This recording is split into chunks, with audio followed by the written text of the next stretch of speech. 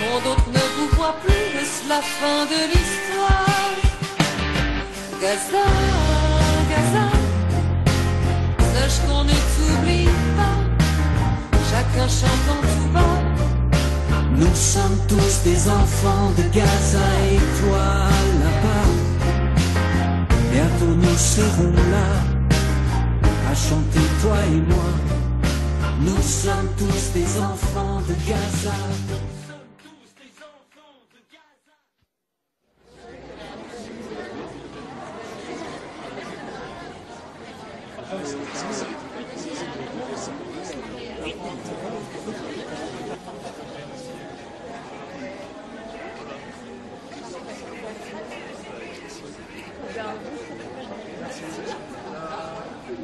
Donc on est plusieurs organisations à avoir répondu à cet appel.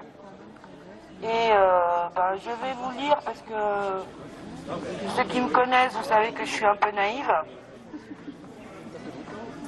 Et j'ai été très naïve hier. Donc je vous lis la lettre que j'ai envoyée au maire d'Auxerre hier 1er octobre. En objet, c'était pour que la ville d'Auxerre soit du bon côté de l'histoire. Monsieur le maire, lundi 22 septembre, la France a reconnu l'État de Palestine lors de l'Assemblée générale de l'ONU, présidée par Emmanuel Macron et Mohamed Ben Salman. Même si nous, section de l'Auxerrois du PCF, estimons que cette reconnaissance arrive bien tard, c'est un geste à portée symbolique non négligeable.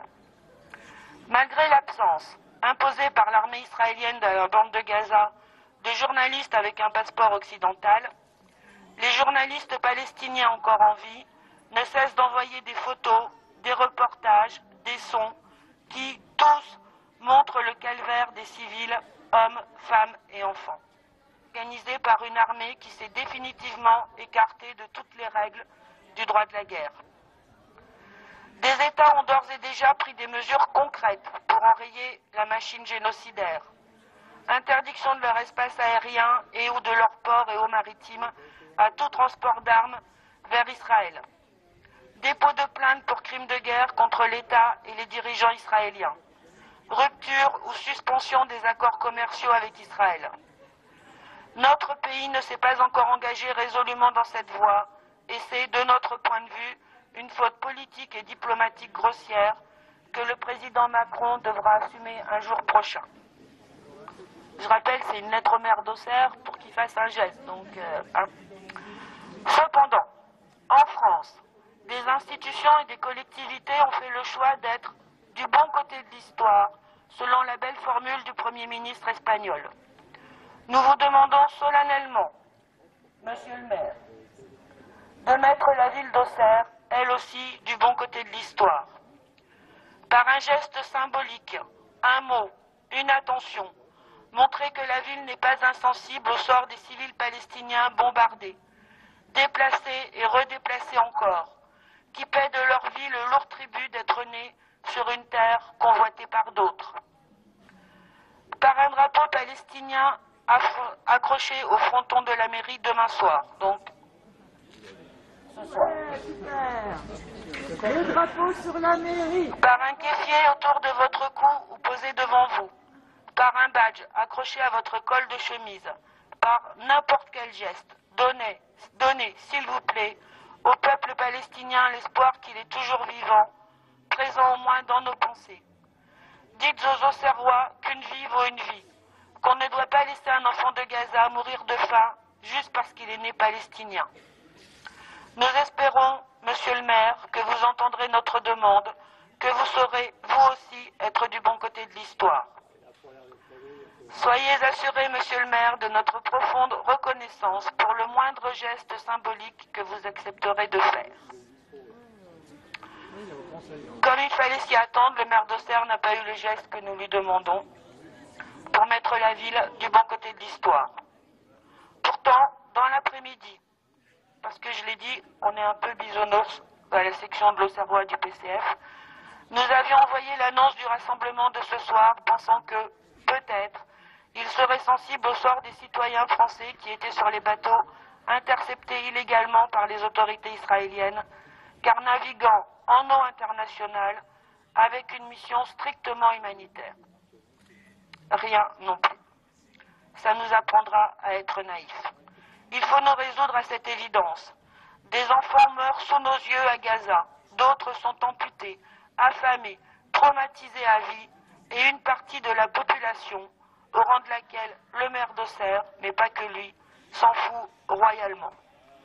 Pour nous, communistes, parce que le combat du peuple palestinien pour sa libération a toujours été le nôtre, c'est incompréhensible. Et aujourd'hui, si nous sommes là, ce n'est pas seulement parce que des citoyennes et citoyens français, élus, médecins, journalistes, syndicalistes, journalistes de l'UMA notamment, ont été arrêtés alors qu'ils acheminaient vivres et médicaments indispensables au peuple palestinien. C'est parce que nous voulons, par-dessus tout, par-dessus la libération de toutes les personnes arrêtées, par-dessus la protection de nos ressortissants qui étaient sur les bateaux, par-dessus l'assurance que les prochaines flottilles humanitaires, car il y en aura d'autres, soient en sécurité.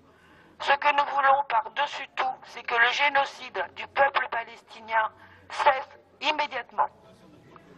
Pour les enfants de Palestine, pour leurs familles, à Gaza comme en Cisjordanie, chaque heure compte.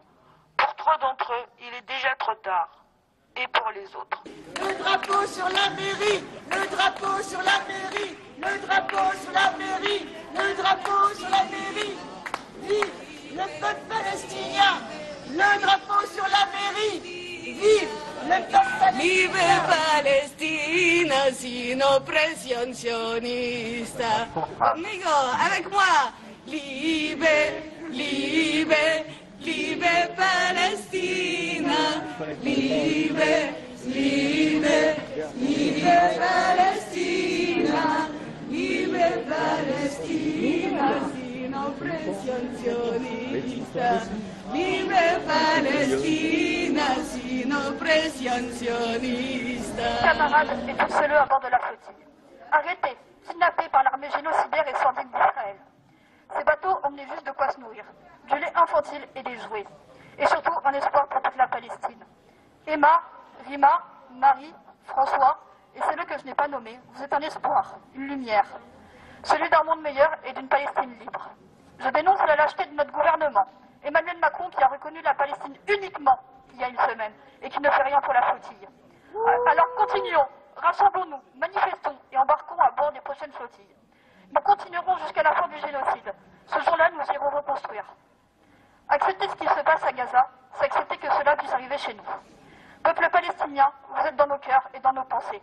Palestine vivra, Palestine vaincra. Israël, Israël. Vous savez que l'ONU a publié récemment la liste, je crois, il y a 258 entreprises qui travaillent dans les territoires occupés et qui sont déclarées, enfin qui ont une activité illégale. Et l'ONU a publié la liste, si vous voulez les boycotter, voilà, il suffit de récupérer la liste. Ou d'aller sur le site de BDS. Le Global Soumoun Flotilla a été illégalement intercepté par Israël. Nous dénonçons avec la Fédération internationale des droits de l'homme le kidnapping des activistes de la Global Flotilla, dont 2 vice-présidents de la FIDH font partie avec d'autres activistes qui sont tout aussi importants. Nous demandons leur libération immédiate. L'arraisonnement de la flottille humanitaire par Israël, alors qu'elle était en route pour briser le blocus de Gaza, est un nouveau scandale que nous dénonçons fortement. Emmanuel Macron doit intervenir pour protéger tous les équipages. Dans la nuit du 1er au 2 octobre, les navires de la Global Soumoun Flotilla ont commencé à être interceptés par l'armée israélienne. Des manifestations spontanées ont eu lieu dans de nombreux pays pour dénoncer cette arrestation et exiger la fin du génocide. Le mercredi soir, la flotte israélienne qui encerclait depuis plusieurs jours la Global Soumoun Flotilla a commencé à intercepter les navires après plusieurs manœuvres d'intimidation. 20 bateaux ont été arrêtés à l'heure où nous écrivions ces lignes. Une répression totalement illégale qui vise à stopper une opération humanitaire d'une ampleur historique. Alors que les militants de la flottille vont désormais être emprisonnés, des mobilisations spontanées ont eu lieu en réponse dans plusieurs pays. C'est en Italie qu'elles ont été les plus importantes, dans la lignée de l'appel des dockers de Gênes de la journée de grève nationale du 22 septembre. Les dockers, respectant leur promesse de tout bloquer s'ils arrêtent la flottille, ont appelé à la grève générale vendredi 3 octobre. Dès l'interception, des milliers de personnes sont parties en manifestation à Florence et à Rome. Plus de 10 000 personnes ont occupé la gare de Milano Cardona à Milan. À Naples également, la foule a envahi les voies ferroviaires. Des rassemblements aussi ont eu lieu à Gênes, Turin, Pise ou Bologne. D'autres mobilisations spontanées se sont tenues dans les capitales européennes. En Grèce, où les dockers du Pirée s'étaient déjà illustrés par leur action contre les cargaisons destinées à Israël. Des milliers de travailleurs ont manifesté à Athènes. À Berlin, où 100 000 personnes ont défilé dans les rues samedi 27 septembre, la foule a occupé la gare centrale. À Bruxelles, une manifestation a rejoint le ministère des Affaires étrangères. À Stockholm, des militants ont bloqué le ministère des Affaires étrangères suédois. En Turquie, des rassemblements ont également eu lieu, notamment à Istanbul. La solidarité avec la flottille et avec le peuple palestinien s'est étendue de l'autre côté de l'Atlantique. En Argentine, des manifestations ont lieu après l'interception à Buenos Aires, La Plata, Cordoba, Rosario, Neuquén, Tucumán et Rio Gallegos. En Uruguay, un rassemblement s'est tenu à Montevideo. À Mexico City, des milliers de personnes ont manifesté, puis se sont réunies devant le ministère des Affaires étrangères. Les suites du mouvement de solidarité sont déjà prévues.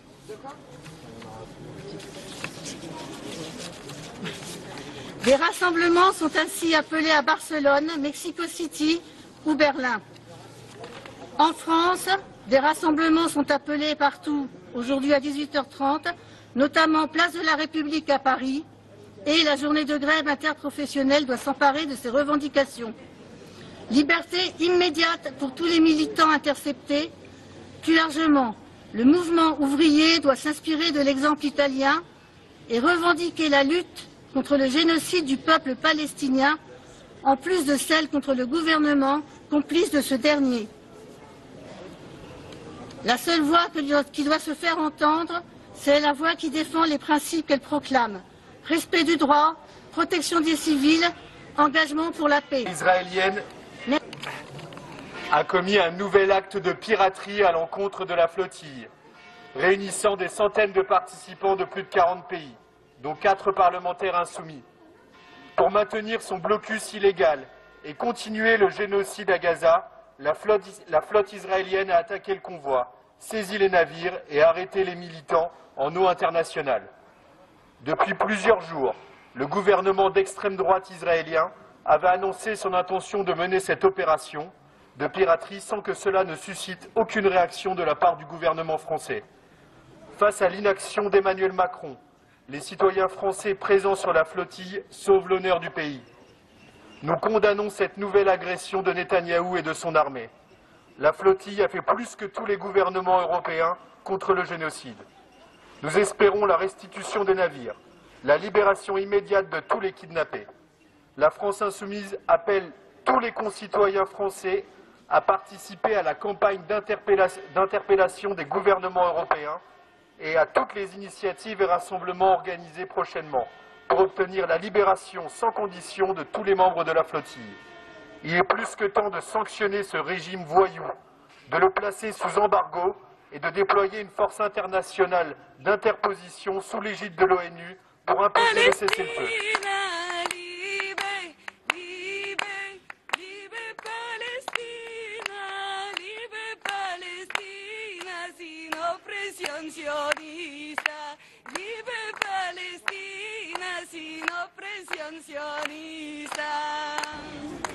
J'aime pas les drapeaux, je déteste les drapeaux. Je suis militante antiraciste et militante pour l'amitié entre les peuples. Et les drapeaux, je les déteste. Mais, le drapeau palestinien aujourd'hui devienne un symbole que tout le monde refuse. Quelle répression autour de ce drapeau! Une répression inacceptable. Donc, je propose, et c'est Chantal qui en a eu l'idée, que nous prenions les moyens, les uns et les autres, de se procurer des drapeaux plus petits que celui-là peut-être, et que nous les mettions partout, dans nos voitures, sur nos fenêtres, que nous faisions de ce drapeau honni et réprimé le symbole de la résistance. Plus de drapeaux palestiniens à nos fenêtres, dans nos voitures, organisons-nous pour nous procurer ces petits drapeaux et les hisser haut et fort. Et vive la flottille et vive la lutte du peuple palestinien. L'extrême droite. De quoi faut-il parler? Devinez. Évidemment qu'il était d'extrême droite et fier de l'être. Et aussitôt, alors tant Jean-Claude que moi, on a eu une interrogation sur « Ah, mais vous n'avez pas le drapeau de la Palestine. Nous, on préfère le drapeau français plutôt que de la Palestine. » Spontanément, l'extrême droite, aujourd'hui, effectivement, est dans la haine absolue de la Palestine, du drapeau palestinien. Et puisque là, je parle sans... Voilà, pour information quand même, le Conseil régional a voulu, c'était en mai-juin, je crois, donner une subvention pour Médecins sans frontières. Et c'était sur la ligne soutien à Gaza. Je ne sais plus combien, 10 000 euros, je crois, je ne sais plus. Enfin, voilà. Donc la région a décidé de donner de l'argent à Médecins sans frontières pour intervenir sur Gaza. Qu'a fait Odoul? Il a demandé l'annulation au tribunal administratif. Donc on n'a pas encore les résultats, je ne sais pas comment le tribunal s'est positionné par rapport à ça. Mais ce que je vois, c'est comment les luttes aussi se rejoignent. Les luttes aujourd'hui se rejoignent. Voilà, enfin bon, c'est tout ce que je voulais dire. D'être avec vous tous là ce soir, voilà, pour être de tout notre cœur avec toutes ces personnes de la flottille qui sont en train de se faire arrêter petit à petit, s'ils ne sont pas tous arrêtés dès à présent, par le régime colonial israélien, il faut l'appeler comme il se doit, pour lever aussi ce blocus insoutenable qui sévit à Gaza et pallier au manquement de notre gouvernement. C'est ça qu'il se passe aujourd'hui, c'est que notre gouvernement ne joue pas son rôle de gouvernement et protège cet État colonial qui est en train de perpétuer un régime, un génocide. Voilà. Et aujourd'hui, la société civile est mise en danger. Nous, en tant que citoyens, nous sommes tenus de nous mettre en danger pour faire cesser ce génocide qui n'a pas lieu d'être et qu'on voit sur tous les écrans. Et l'État ne fait rien, il soutient le régime colonial. Gaza, c'est les bombes. Gaza, c'est la famine. Gaza, c'est aussi les maladies infectieuses qui se propagent jour après jour. À Gaza, c'est les écoles qui sont bombardées. Ce sont aussi les hôpitaux qui sont bombardés. On emprisonne des médecins, on les torture. Les médecins sont torturés, j'insiste bien. On tue les journalistes, on tue la liberté d'expression.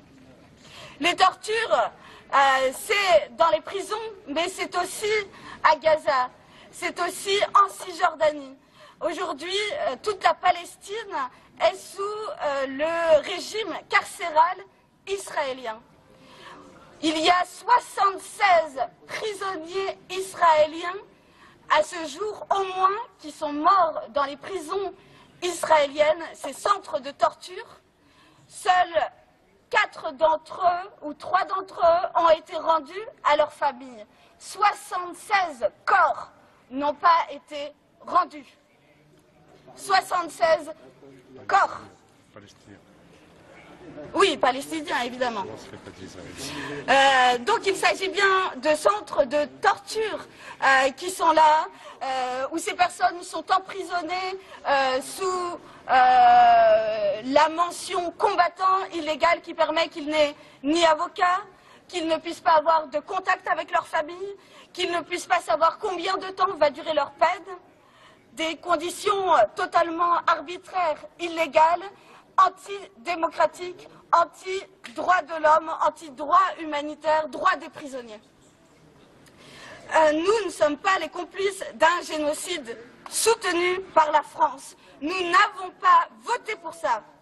Nous ne sommes pas satisfaits de la reconnaissance non plus de l'État de Palestine qui semble être une mascarade et qui s'apparente plus à une reconnaissance de la légitimité de l'État israélien à perpétuer son génocide et ses massacres. Et justement, on envoie des armes à l'État génocidaire. On laisse passer Netanyahou survoler notre territoire aérien, alors même que c'est un fugitif qui a été condamné par la Cour pénale internationale de justice. Et par ailleurs, ces mesures de la reconnaissance d'un État de Palestine, pour rappel, ne sont contraignantes que pour les Palestiniens. Car bien évidemment, comme ils subissent un génocide, c'est à eux également de subir les contraintes, c'est-à-dire rendre les otages et par ailleurs être un État démilitarisé. Mais rien n'est dit concernant l'État israélien, l'État colonial qui perpétue un génocide. Rien, rien, rien. Toutes ces conditions visent à répondre aux exigences de l'État colonial. Voilà. Donc ce que l'on veut, nous, au-delà de la reconnaissance d'un État de Palestine, eh bien c'est la fin du blocus, l'arrêt formel de l'envoi d'armes, une voix française aussi au Conseil de sécurité de l'ONU. Nous sommes, voilà, la France a ce statut-là d'être membre du Conseil de sécurité de l'ONU. Elle a montré sa voix, a élevé sa voix. On a pu l'élever contre la guerre en Irak. Pourquoi ne pas l'élever aujourd'hui contre le génocide en cours à Gaza? Le Brésil, la Malaisie, l'Afrique du Sud, la Colombie, l'Irlande, le Venezuela, pour ne citer que quelques pays, ont pris position contre le génocide en cours à Gaza. Encore la semaine dernière, Gustavo Petro, le président colombien, a fait toute une annonce à l'ONU et au sortir aussi de l'ONU pour faire un appel à la société civile et à tous les pays à lutter voilà, à créer un mouvement pour aller combattre Israël. Que fait la France? Que faisons-nous? Où est la voix de la France? On se prétend être le pays des droits de l'homme, mais cette prétention à être le pays des droits de l'homme ne se fera qu'à condition que nous fassions rayonner le droit des peuples à disposer d'eux-mêmes. Gardons le cap aux côtés de la flottille et luttons pour la dignité humaine. Nous avons un rôle à jouer. Il y a de très belles chansons arabes et je vais vous offrir une petite chanson révolutionnaire qu'une amie a essayé de m'enseigner avec la prononciation que je pourrais. Anabit nafas horiya matata anil hawa ولدي ذاك تيرالي أحسن منوع سوا ما بتقدر أبدا ترغيني بدك تسمعني وتحكيني بتقدر أبدا ترغيني بدك تسمعني وتحكيني وإذا فكرك هم بداويني مش شايرة